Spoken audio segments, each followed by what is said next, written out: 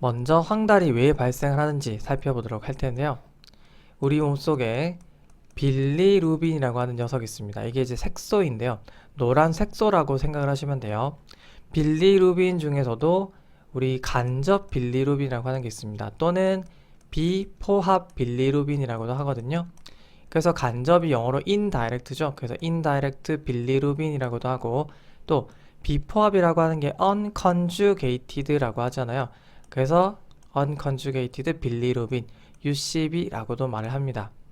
이게 우리 혈중에 많아지게 되면요, 떠돌아다니다가 피부에도 침착이 되고, 특히나 눈, 흰자 위, 공막 쪽에 침착이 되면서 누렇게 변하게 되는 걸 우리가 보통 황달이라고 하는 거죠. 그러면 왜 신생아에서는 이런 생리적인 황달이 발생할 수 있는가?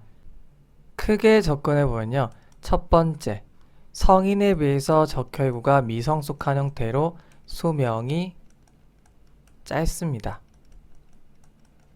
자, 수명을 다한 적혈구는 우리 대식세포에서 잡아먹혀요. 그래서 이제 대사가 되면요, 그 부산물로 이제 적혈구가 분해가 되고, 대표적으로 헤모글로빈이 이제 뜯겨서요, 햄과 힘이라고도 해요. 그리고 이제 글로빈으로 분해가 되는 거죠.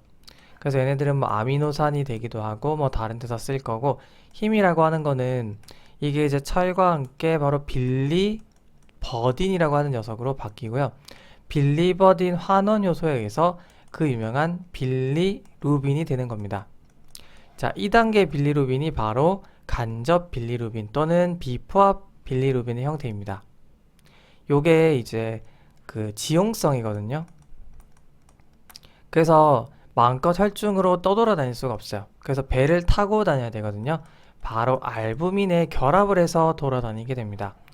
그래서 이제 혈중으로 떠돌아다니다가, 그쵸? 이제 간으로 가는 겁니다.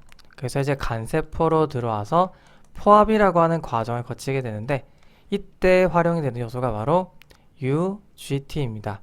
이게 유리딘 글루크로닐 트랜스퍼레이즈라고 하는 녀석인데요. 그러니까 조금 친근하게 그려볼게요. 자, 이게 간세포고요. 이렇게 웃고 있습니다. 이 간세포가 바로 이제 포합을 할 수가 있어요. 제가 아까 비포합을 unconjugated라고 했잖아요. 그러니까 이제 포합은 conjugation이 되겠죠. 이 포합 과정을 이 간세포가 수행을 합니다. 어떤 효소가 필요하다라고 했죠? 바로 유리딘 글루크로닐 트랜스퍼레이즈라고 하는 효소가 필요해요. 그래서 이제 이 알부민을 타고 이렇게 이제 비포합 빌리루빈, 뭐 UCB라고 할게요. 얘가 이제 똑 들어왔습니다. 자, UCB가 간세포로 들어오게 되면 요 효소에 의해서 포합이 되고, 그럼 이제 CB가 되겠죠. 요게 이제 conjugated 빌리루빈의 약자입니다.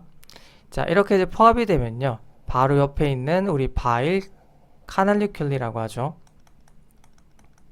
미세담관.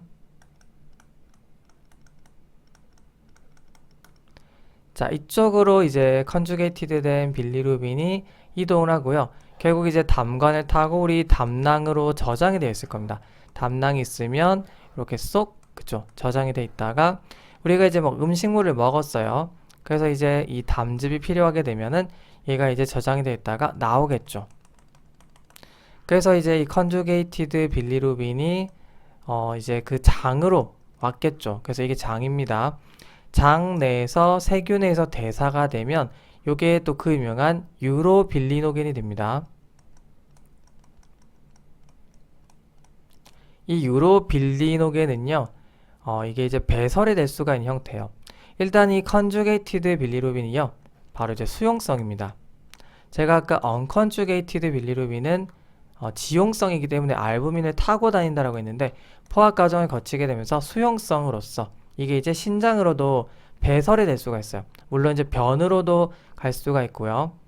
자, 이 유로빌리노겐은요, 결국에는 뭐 소변으로도 가고 뭐 대변으로도 가겠지만, 일부는 요게 이제 다시 베타 글루크로니데이즈라고 하는 효소에 의해서 다시 비포합된, 그러니까 간접 빌리루빈으로 가서요, 이게 이제 다시 또 간으로 가서 또 포합 과정을 거치는, 장과 간을 뱅글뱅글 도는 간, 그리고 장, 간, 순환을 하게 됩니다.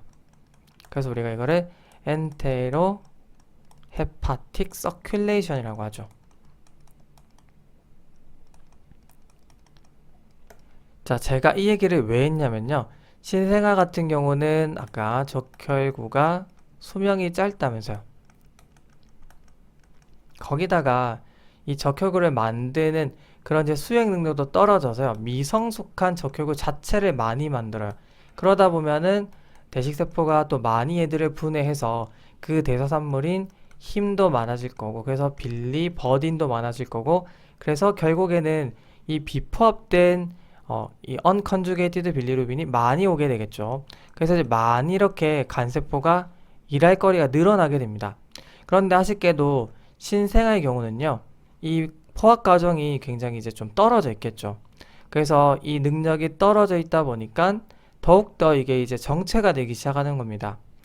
얘는 더욱더 이제 성인에 비해서 능력이 떨어지는데 일할 거리는 더 많아지니까 처리가 되지 못한 이 UCB 형태가 혈중에 막 이제 떠돌아다니겠죠. 그러다 보면은 결국에는 아까 제가 말씀드린 것처럼 이게 혈중을 타고 다니면서 피부에도 침착이 되고 우리 공막에도 침착이 된다. 그래서 누렇게 뜬다라고 할 수가 있는 겁니다. 자, 그러다가 결국에는요, 이게 이제 지용성이라고 했잖아요. 이게 우리 뇌로도 갈 수 있습니다. BBB 혈내 장벽을 통과해서요, 결국에는 뇌 세포에 침착이 되기 시작하는 거죠. 베이저 갱글리아, 기저핵이라든지 여러 가지 뇌세포에 이제 침착이 되고 결국에는 이제 데미지를 입히는 거죠. 뇌세포에 데미지를 입히게 되는 겁니다. 결국에는 이게 이제 신경계 손상을 유발할 수도 있는 것이죠. 자, 심하면 사망에 이르게 할 수도 있습니다. 이걸 우리가 핵황달이라고 하는 거죠. 핵황달은 이처럼 간접 빌리루빈이 혈중에 심하게 상승을 해서 결국 혈뇌 장벽을 통과해서 뇌세포로 확산이 되고 침착이 돼서 뇌 손상을 유발하는 그런 증후군으로 이해를 하시면 되겠습니다.